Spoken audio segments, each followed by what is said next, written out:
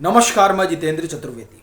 मालूम पड़ता है कि राहुल गांधी की विदाई अब तकरीबन तय हो गई है और ये यूं ही नहीं कहा जा रहा है। दरअसल जिस तरीके से बैक टू बैक फाइलें खोली जा रही हैं और जो बंद हैं उसे खंगाली जा रही हैं, उससे इसी बात का संकेत मिलता है।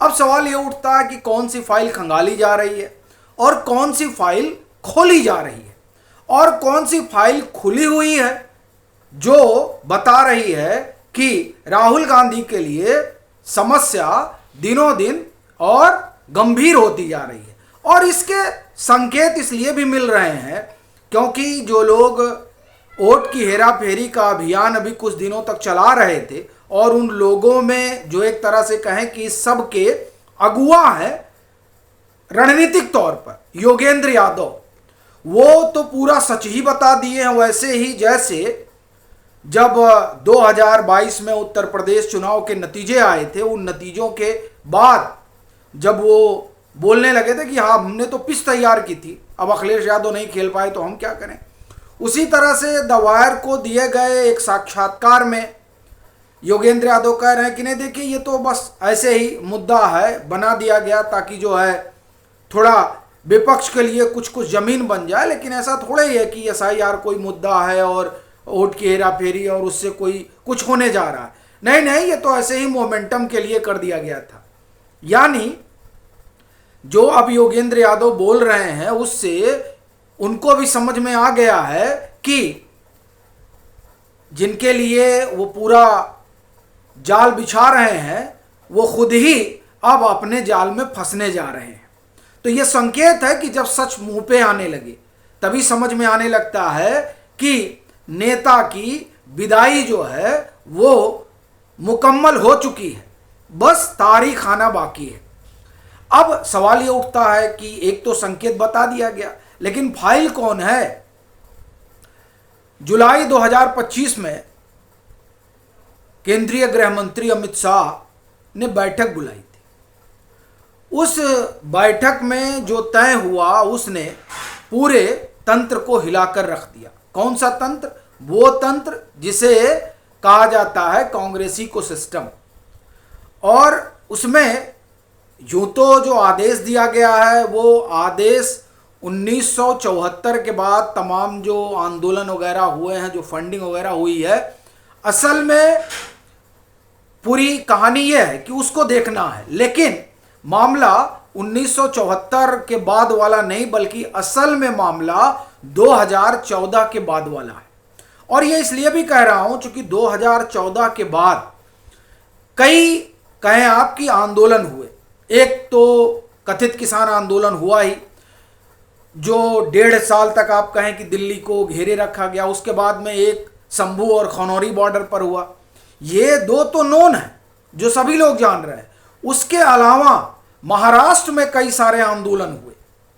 अब ये जो आंदोलन हुए और फिर स्थानीय स्तर पर जिस तरह के आंदोलन हुए, अभी राहुल गांधी का जो आप ये कहें कि पूरा अभियान चल रहा है, भाई कांग्रेस तो एक लंबे समय से सत्ता से बाहर है। प्रश्न ये उठता है कि कहां से चीजें आ रही हैं। और ये भी एक बात है कि राहुल गांधी इधर आप देखें तो कई बार जो है वो बाहर भी गए, वहां उन्होंने तमाम सारे कार्यक्रम भी हुए। तो ये सब जो चीजें चल रही हैं ये कैसे चल रही हैं, कहां से ये तमाम जो लोग हैं वो इनसे जुड़ रहे हैं, कैसे जुड़ रहे हैं, जो जुड़ रहे हैं उनका अपना फंडिंग का सोर्स क्या है, ये तमाम सारे सवाल हैं। ऐसा लग रहा है कि उन्हीं सवालों का जवाब ढूंढा जा रहा है और जो जवाब ढूंढा जा रहा है तो उसकी वजह से राहुल गांधी और एग्रेसिव तरीके से आ रहे हैं। उनका जो तंत्र है वो एग्रेसिव तरीके से आ रहा है, क्योंकि जिस वोट की हेरा फेरी को ना कांग्रेस कोई मुद्दा मानती है, ना जो लोग मुद्दा बनाने में अगुआ रहे यानी योगेंद्र यादव सरीखे लोग, वो भी नहीं मानते हैं कि इससे कुछ होने जाना है या इससे बिहार के चुनाव पर कोई असर पड़ेगा। वो तो ये भी कह रहे हैं द वायर के इंटरव्यू में, जो कोलेशन बड़ा मजबूत है। तो कुल मिलाकर इससे कुछ होना जाना नहीं है। लेकिन फिर भी इस तरह का जो अभियान खड़ा हुआ, इस अभियान के लिए फंड कहां से आ रहा है?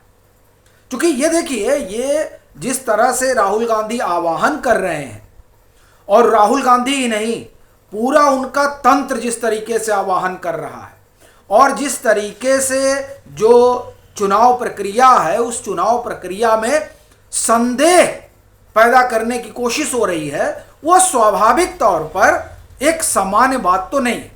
अब ये जो असामान्य बात है, इस असामान्य बात के लिए कहीं से कुछ असामान्य फंडिंग भी हो रही होगी। तो दरअसल 2014 के बाद 1974 कहा गया है, लेकिन मुझे ये लगता है कि ये कुल मामला 2014 के बाद पर ज़्यादा फोकस होगा। तो अब जब फोकस होगा तो पता चलेगा कि जॉर्ज सोरोस ने जो 8,000 करोड़ रुपए आवंटित किए थे वो कहाँ कहाँ गए। तो अब इसकी जो पड़ताल होगी, तो जाहिर सी बात है इस पड़ताल में कई सारे नाम आएंगे, और उन नामों में कौन कौन होगा, नेता प्रतिपक्ष के आसपास के लोग कितने होंगे, तो ये सारी बातें जब आएंगी तो जाहिर सी चीज है कि जो एक पब्लिक परसेप्शन है वो अलग हो जाएगा। क्योंकि राहुल गांधी भी पब्लिक परसेप्शन ही तैयार कर रहे हैं कि लोग मान लें कि वोटों की हेराफेरी हुई है, लोग मान लें कि 240 सीटों पर हेराफेरी हुई है, लोग ये मान लें कि 303 सीट पर हुई थी। यानी ये एक तरह से कहें कि राहुल गांधी का हिमालयन ब्लंडर है, और ये ब्लंडर कांग्रेस को तो रसातल में ले ही जाएगा। जो उनके साथ खड़ा है वह भी आप कहें कि सियासी तौर पर खत्म हो जाएगा। इसीलिए अब विपक्ष के तमाम दल किनारा कस रहे हैं कि इनको शोर मचाने दीजिए। तो पहली फाइल तो यही है जो कुल फंडिंग से जुड़ी हुई है कि क्या कुछ चल रहा है।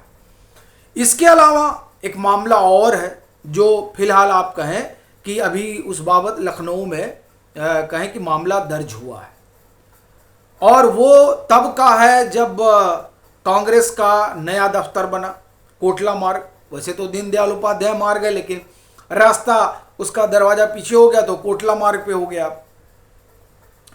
तो वो इसीलिए उसका दरवाजा पीछे से किया गया और पता उसका कोटला मार्ग रखा गया ताकि दीनदयाल उपाध्याय मार्ग न रखना पड़े, नहीं तो विचारधारा वाला मसला हो जाता कांग्रेस के लिए। तो इसलिए उन्होंने अपना मुंह धर कर लिया। अब वहां पर यानी उस जो कांग्रेस का नया दफ्तर है इंदिरा भवन, 15 जनवरी को जब उसका एक तरह से कहें कि उद्घाटन था, तो उसमें राहुल गांधी ने कहा था कि हमारी लड़ाई तो स्टेट के खिलाफ है। तो अब स्टेट के खिलाफ लड़ाई है तो मुकदमा झेलिए आप और लड़िए स्टेट से लड़ाई। यानी आप नेता प्रतिपक्ष, और नेता प्रतिपक्ष क्यों है? क्योंकि वो स्टेट है और स्टेट की डेमोक्रेसी है।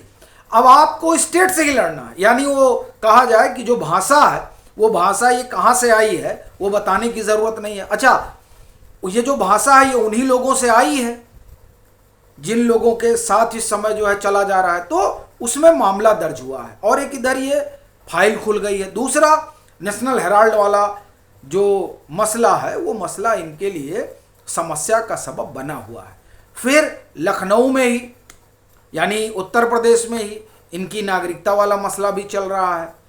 तो ये सारी चीज़ें एक इशारा कर रही हैं, वो ये कि राहुल गांधी के लिए मामला अब वैसा नहीं रह गया गुडी गुडी जैसा पहले था। लेकिन एक चीज़ का ख्याल रखिएगा कि यहाँ कहीं भी गिरफ्तारी वाला मसला नहीं होने जा रहा है, क्योंकि राहुल गांधी चाहते ही यही हैं कि उनको नरेंद्र मोदी की सरकार गिरफ्तार कर ले, फिर वो शुरू कर दें रोना गाना और कहने लगे कि देखिए साहब, हम तो इनके वोट की हेरा फेरी का मुद्दा उठा रहे। देखिए, ये वोट की हेरा फेरी का मुद्दा उठाया भी इसलिए जा रहा है ताकि एक ऐसी परिस्थिति बन जाए कि सरकार मुझे अंदर डाल दे और फिर जो है इनको इनकी जो है बिन मांगी मुराद पूरी हो जाए।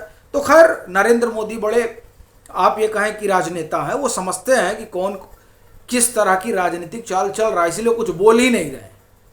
जो करना हो करो। क्यों? क्योंकि ये जो तमाम सारी जांचें हो रही हैं ये राहुल गांधी को लेकर परसेप्शन बदल रही हैं, और जब ये बाहर आएगी तो राहुल गांधी को लेकर वैसे भी बड़ा अच्छा परसेप्शन है हिंदुस्तान में।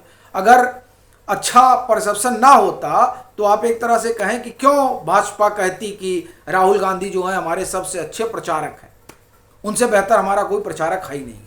तो इसलिए वो गिरफ्तारी वाला मसला नहीं है। अपना विदाई का कहने का मतलब सिर्फ एक है, वो ये कि जो राजनीतिक जमीन इन्होंने खड़ी की है और जो राजनीतिक साख इन्होंने बनाई है वो दोनों इनके हाथ से निकलने वाली है। जिस तरह से फाइलें खुल रही हैं और मामले दर्ज हो रहे हैं, ये दोनों ही मिलकर ये स्थापित कर देंगे कि दरअसल राहुल गांधी का जो ये अभियान है वो अभियान कितना सच्चा है और कितना झूठा है। तो इस कारण ये कहा जा रहा है कि राहुल के लिए अब समय आ गया है विदाई का, और यही वजह है कि योगेंद्र यादव सच बोलने लगे हैं। बाकी आपकी अपनी क्या राय है ज़रूर साझा करिएगा। मतांतर से नहीं जुड़े हैं तो जुड़िए, वीडियो को लाइक करिए और खूब शेयर करिए।